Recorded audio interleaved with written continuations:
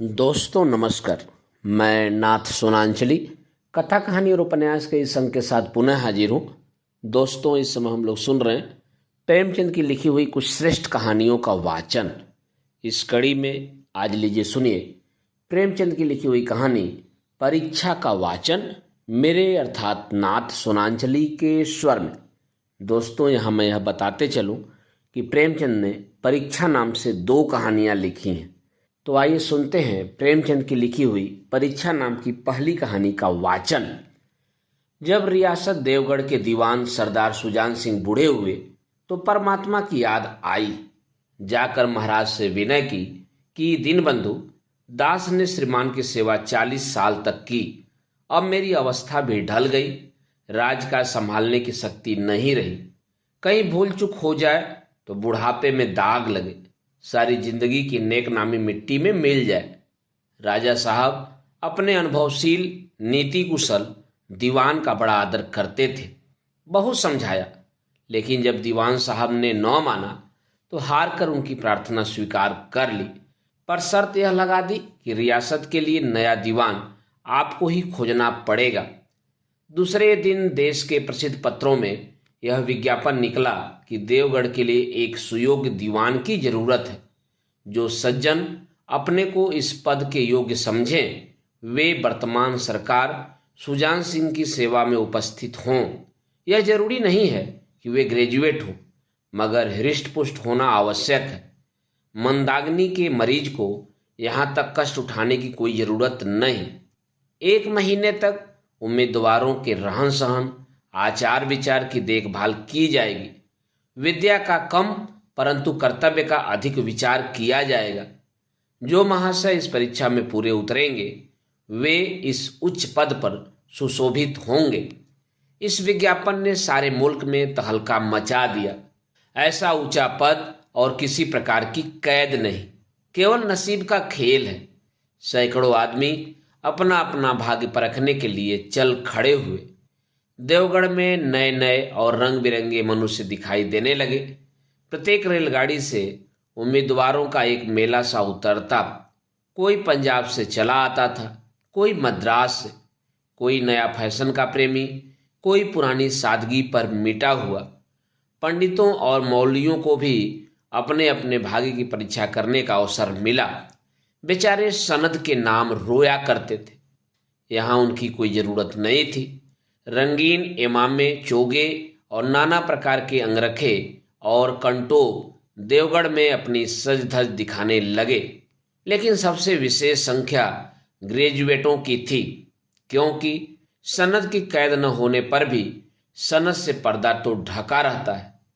सरदार सुजान सिंह ने इन महानुभावों के आदर सत्कार का बड़ा अच्छा प्रबंध कर दिया था।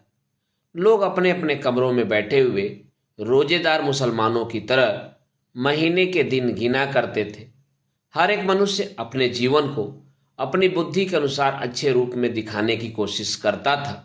मिस्टर ए 9 बजे दिन तक सोया करते थे। आजकल वे बगीचे में टहलते हुए उषा का दर्शन करते थे। मिस्टर बी को हुक्का पीने की लत थी। आजकल बहुत रात गए किवाड़ बंद करके अंधेरे में सिगार पीते थे। मिस्टर सी और मिस्टर जी से उनके घरों पर नौकरों की नाक में दम था। लेकिन ये सज्जन आजकल आप और जनाब के बगैर नौकरों से बातचीत नहीं करते थे। महाशय नास्तिक थे, हक्सले के उपासक, मगर आजकल उनकी धर्मनिष्ठा देखकर मंदिर के पुजारी को पदच्युत हो जाने की शंका लगी रहती थी। मिस्टर एल को किताब से घृणा थी, परंतु आजकल वे बड़े बड़े ग्रंथ देखने पढ़ने में डूबे रहते थे। जिससे बात कीजिए वह नम्रता और सदाचार का देवता बना मालूम होता था। शर्मा जी घड़ी रात से ही वेद मंत्र पढ़ने में लगते थे और मौलवी साहब को नमाज और तलावत के सिवा और कोई काम न था।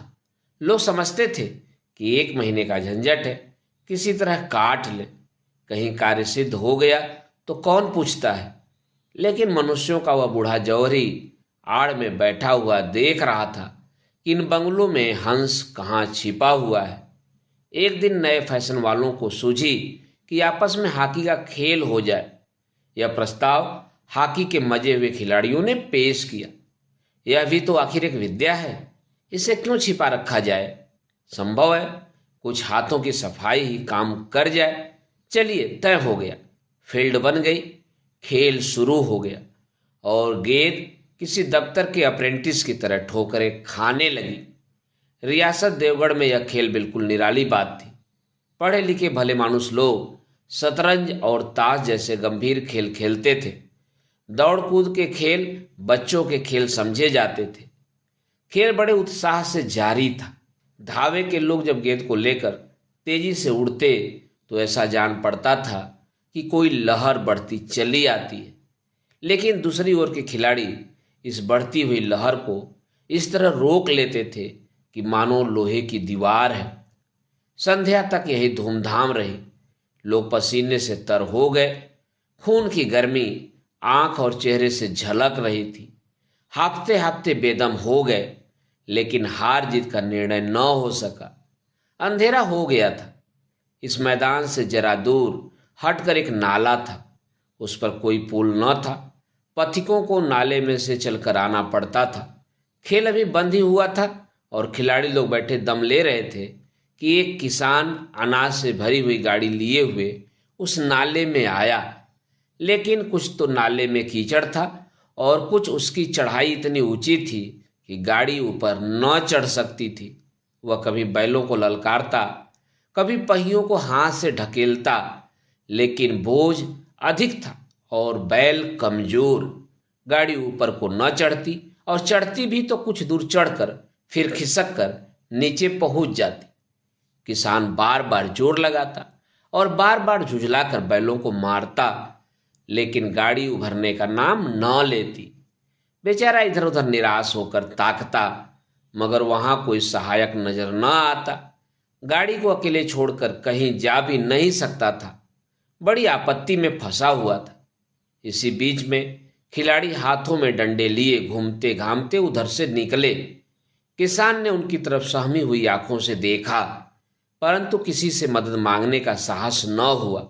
खिलाड़ियों ने भी उसको देखा, मगर बंद आंखों से। जिनमें सहानुभूति न थी उनमें स्वार्थ था, मद था, मगर उदारता और वात्सल्य का नाम भी न था। लेकिन उसी समूह में एक ऐसा मनुष्य था जिसके हृदय में दया थी और साहस था। आज हॉकी खेलते हुए उसके पैरों में चोट लग गई थी। लंगड़ाता हुआ धीरे धीरे चला आता था। अकस्मात उसकी निगाह गाड़ी पर पड़ी। ठिठक गया। उसे किसान की सूरत देखते ही सब बातें ज्ञात हो गईं। डंडा एक किनारे रख दिया, कोट उतार डाला और किसान के पास जाकर बोला, मैं तुम्हारी गाड़ी निकाल दूं? किसान ने देखा एक गठे हुए बदन का लंबा आदमी सामने खड़ा है। झुक कर बोला, हुजूर, मैं आपसे कैसे कहूं? युवक ने कहा, मालूम होता है तुम यहां बड़ी देर से फंसे हो। अच्छा, तुम गाड़ी पर जाकर बैलों को साधो, मैं पहिए को ढकेलता हूं, अभी गाड़ी ऊपर चढ़ जाती है। किसान गाड़ी पर जा बैठा। युवक ने पहिए को जोर लगाकर उकसाया। कीचड़ बहुत ज्यादा था। वह घुटने तक जमीन में गड़ गया, लेकिन हिम्मत नहीं हारी। उसने फिर जोर किया। उधर किसान ने बैलों को ललकारा। बैलों को सहारा मिला। हिम्मत बंध गई। उन्होंने कंधे झुकाकर एक बार जोर किया तो गाड़ी नाले के ऊपर थी। किसान युवक के सामने हाथ जोड़कर खड़ा हो गया। बोला, महाराज, आपने आज मुझे उबार लिया, नहीं तो सारी रात मुझे यहां बैठना पड़ता। युवक ने हंसकर कहा, अब मुझे कुछ इनाम देते हो? किसान ने गंभीर भाव से कहा, नारायण चाहेंगे तो दीवानी आपको ही मिलेगी। युवक ने किसान की तरफ गौर से देखा। उसके मन में एक संदेह हुआ, क्या यह सुजान सिंह तो नहीं है? आवाज मिलती है, चेहरा मोहरा भी वही है। किसान ने भी उसकी ओर तीव्र दृष्टि से देखा। शायद उसके दिल के संदेह को भाप गया। मुस्कुराकर बोला, गहरे पानी में बैठने से ही मोती मिलता है। निदान महीना पूरा हुआ। चुनाव का दिन आ पहुंचा। उम्मीदवार लोग प्रातःकाल से ही अपनी किस्मतों का फैसला सुनने के लिए उत्सुक थे। दिन काटना पहाड़ हो गया। प्रत्येक के चेहरे पर आशा और निराशा के रंग आते थे। नहीं मालूम आज किसके नसीब जागेंगे। न जाने किस पर लक्ष्मी की कृपा दृष्टि होगी। संध्या समय राजा साहब का दरबार सजाया गया।